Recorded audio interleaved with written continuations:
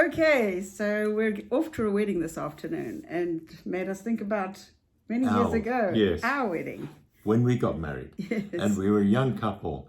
And both of us were wondering what's going to happen and how is this going to work out, not knowing. We were so young and really immature.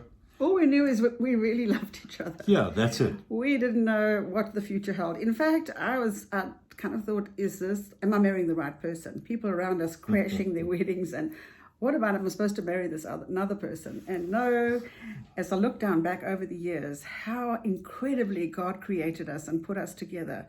And we've stayed together and worked together in the church, worked together in missions, worked together in the kingdom, and still continue to work together with very similar passions and heart, Right. although very different gifting.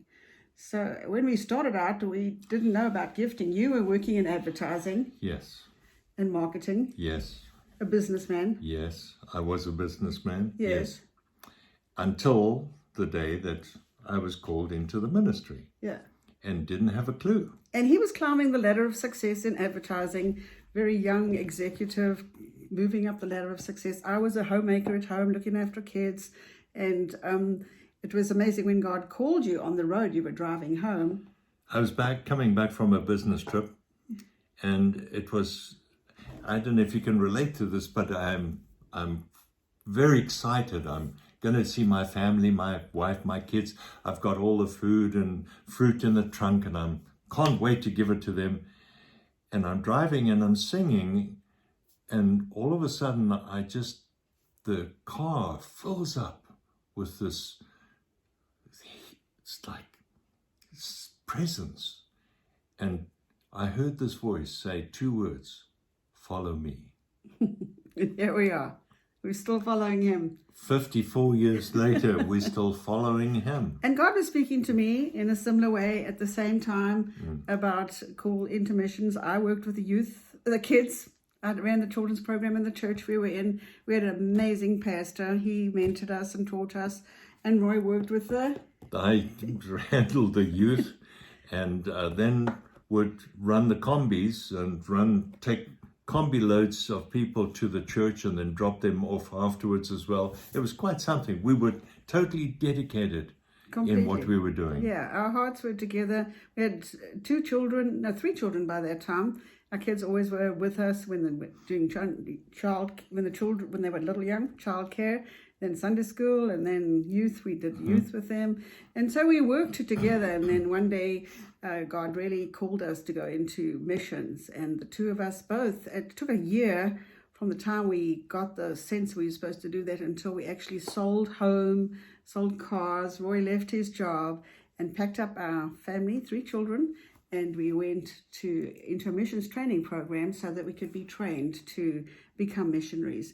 The most significant things in our lives would probably be getting married, meeting each other, Right. coming to know God, coming to know Jesus as our personal Savior, and going into missions, which who on earth would have known what that held for us.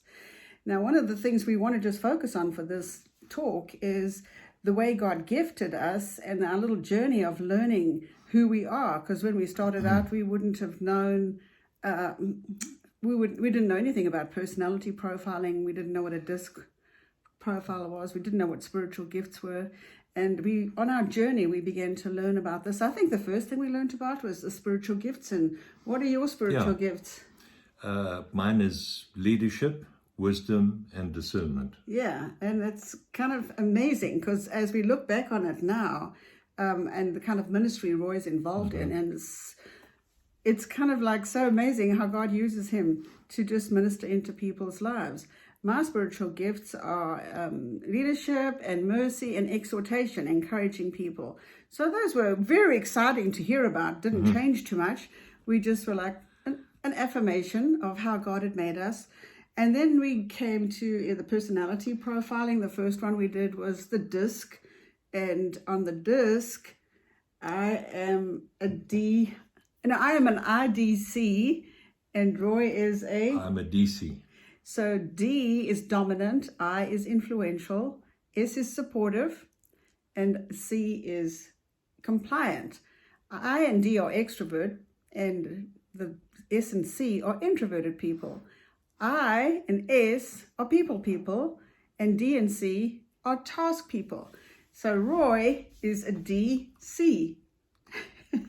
Full of current. And he's very much task-oriented. That's what he does. Now, just saying that, it reminds me, I'm a 5. Yes. And that's where this calculating comes in, and analyzing, and actually withdrawing from people a lot of the time. You never knew you were a 5. No, I didn't know I was What a is the 5. Enneagram doesn't put you in a box. It No. shows you what box you're in. Correct. Yeah. And then how to get into understanding yourself. And with you, you're a 7, and it's quite remarkable actually when I think it. Can I think about this? Yes.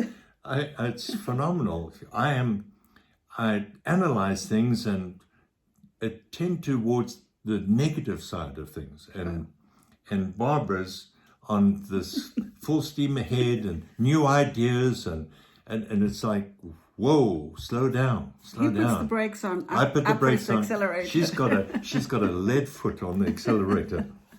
But in coming to the Enneagram. But if we go back to the DI, Yeah. the I is influential, as what I'm, people person. Right. That would have been me. And the D is the dominant person who's directive and strategic. And I think at the teams I've led, 35 different nations I've been in, taking teams to the nations. The D comes into play and is very strategic, planning. Let's get on the bus. And if you're not on the bus, you'll be left on the curb because we've got to get there.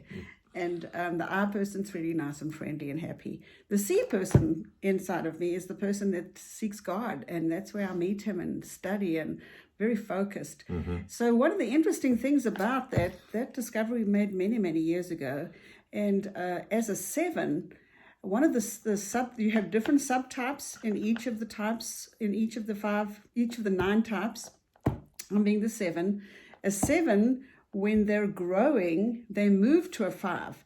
So when I'm mature and growing, I am studying and focused, and I'm working with a mind fixed to something. But one of the other things is a subtype of the 7. You have 3 subtypes for each type. The social subtype, well, they're kind of like 2s. Sometimes people think they are 2s. And I've said to Roy a couple of times, I'm sure I've got a 2 in here because I'm so concerned about people and want to help them and be supportive of them. And so these spiritual gifts, supportive, mercy, encouraging, and the spiritual gifts part of it, and then the D and the I and the C, and then here comes the 7. So it's like the 7 just tells you what's going on in the background, what has been going on since you were a little child. And so Roy here, what I just love about him is he is, can I say this? I don't know what you're going to say. Having it clear. You know, he's just so amazing at ministering to people, counseling people, and working with people. As he's not a people person. Sometimes people think he is a people person. He's got a deep love for people, and he has this incredible insight, discernment, and wisdom, being the 2 spiritual gifts that he has, to be able to pray with people and move them through from being stuck and in a wounded place, or a place of not knowing what's going on or what do I do with my life. And he's just amazing at moving people through to more freedom. And so I'm more of a teacher type person. I love to teach. I teach the Divine Plumb Line, very deep soul surgery, heart transformation teaching that kind of goes along very much with the Enneagram. In fact, they don't duplicate one another, but the one supports the other. And so my teacher motivation, where did that come from? And here I am, a woman, and if you're a Christian, sometimes in some church structures, women are not supposed to teach. And so my mother's father was a principal of a boys' school, and there's teachers in our family all over the place. My cousins, and teacher motivated. My mom was very teacher motivated.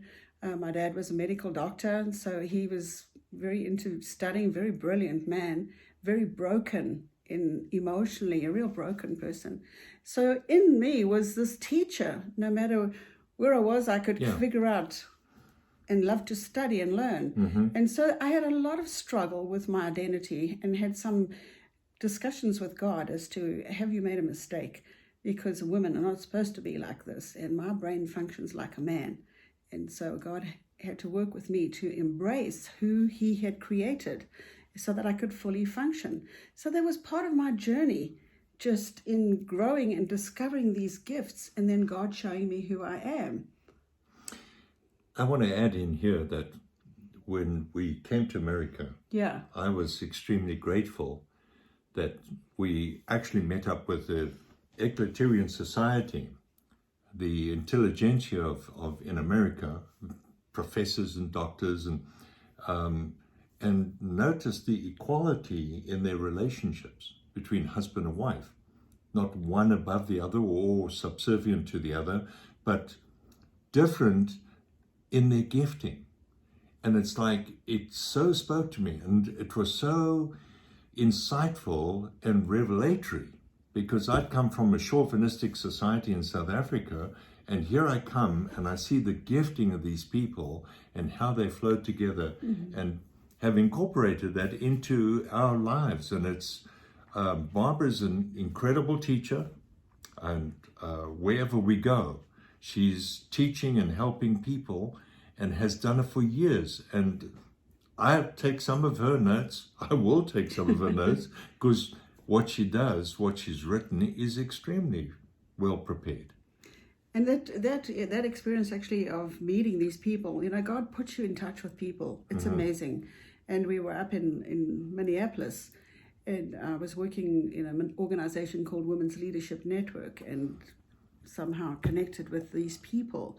And the interesting thing that we learned from this, and we went very deep into studying the whole thing, was that the person who gives you gifts is no person, it's God. And so our role in people's lives is not to tell them what their gifts are, but to affirm them and release them. Right. And so if you're gifted with the finances in your marriage, guess what? You get the job of managing those books, those budgeting books. If you're not gifted at it, you probably need to submit to the other person. And so for us, we learn to submit to the gift in one another. Yeah. And which God had given. So we honor and honor one another, who God has created. So the journey has gone on to right now where we are at this present time. We're not kind of been in the Enneagram for 20 years. No, we've been in the journey of discovery and spiritual giftings, and we've done a lot of different personality profiling and understanding not just ourselves, but Roy and I have been created by God, as we believe, not to just learn and know ourselves, but to teach and help and counsel and inspire and help people discover who they are, and then inspire them and say, the Nike ad, you go do it. And they go and multiply the message and teach others also. So the multiplication of gifting and people being whole and successful when they're fully functioning in who they are is really what we are about. And helping people to let go of the parts of their lives that the personality aspects, both in the plumb line and in the Enneagram, of putting on false selves, building walls to protect ourselves. And as I was listening to a teacher the other day, he said, and it really struck me in the core, because I always want to be like Jesus. I want to be like Jesus. And he said, Jesus is Jesus. You don't need another Jesus. Right. You need to be your full self that he designed you to be. Right. Not all the false persona that we put on. And I love the way he said, sanctification is when you are really who God designed you to be. Oh, I totally agree. And I think coming from what we have studied over the years, it's like God has done an incredible work in our lives, and that we've been able to pass on to people, and we teach the plumb line, and people's lives are revolutionized, and we're taking them a step further with the Enneagram, which has been phenomenal as we've sat down and we've listened to people and seen where they're at when they do the assessment, and then we're able to evaluate it. And you don't tell a person what number they are, but you let them discover it themselves and then help them to see, okay, where does God want you to go? What does he want to, how does he want to get you out of the rut and get you out of the muck and get you on your way? And that's what we thoroughly enjoy doing. I even sense as I'm doing this that there are people that are stuck because you're actually in the wrong thing. You're doing the wrong thing. Your soul is telling you, you were never made for this. And so why are you not able to function fully? It's because you're not doing the right thing. You're trying to live somebody else's life, and God wants to show you what your life is. So we invite you to come to our website, which is Sandiford with an S, coaching.com. And if you go there, you can do a free assessment, and there's an opportunity to even make a 30-minute call for free. So if you want to, we can connect with you, find out where you're at, if there's any way we can help you. There's lots of information on our website, all kinds of things. There's a very good article I'd like to recommend to you on self-awareness. One of the things about the Enneagram that we don't see in other personality profiling systems is it teaches us self-awareness, which is one of the key things in maturing and growing and maturing as a person to be who you really are. And so that's been great for us. The Enneagram has really helped us. It's if I can say this, as we've explored and gone into it in depth, it's helped our marriage, helped us see, okay, where does our marriage need to be tweaked so that our relating is refined and it's more meaningful. And more loving and patient. Yeah. The 5 person is a person who thinks deeply and thinks slowly. The 7 person thinks a myriad of thoughts. They're the fastest thinking people, and they're coming out so fast, and they're not patient.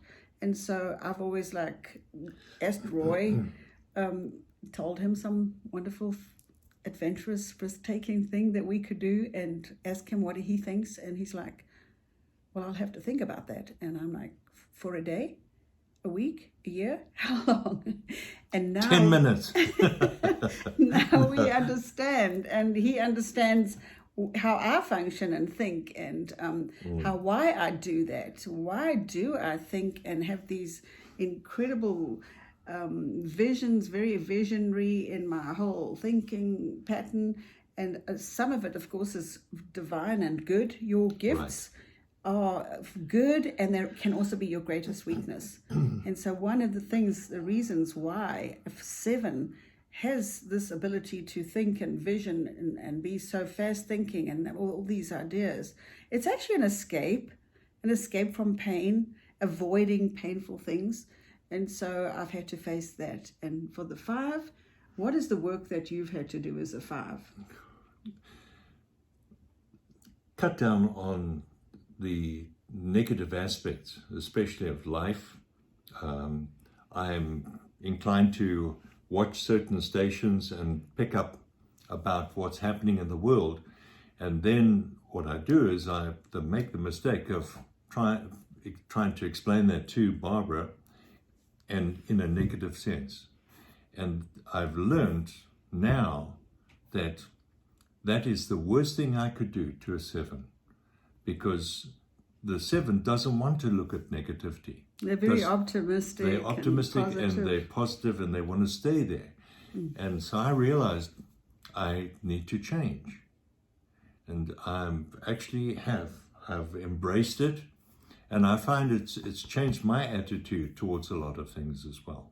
So I'm grateful. Yes. So we hope to get into some of the other types as we keep going on. In fact, this week we even considering getting types together, getting a group together, and helping them find each other and learn more about what it's like to be a number, whatever your type is. We thought we'd start with 9, since there are so many 9s out there, and they're so wonderful. So maybe next week we'll share with you something about what's actually happening in our lives now. God bless you. Okay. Take care.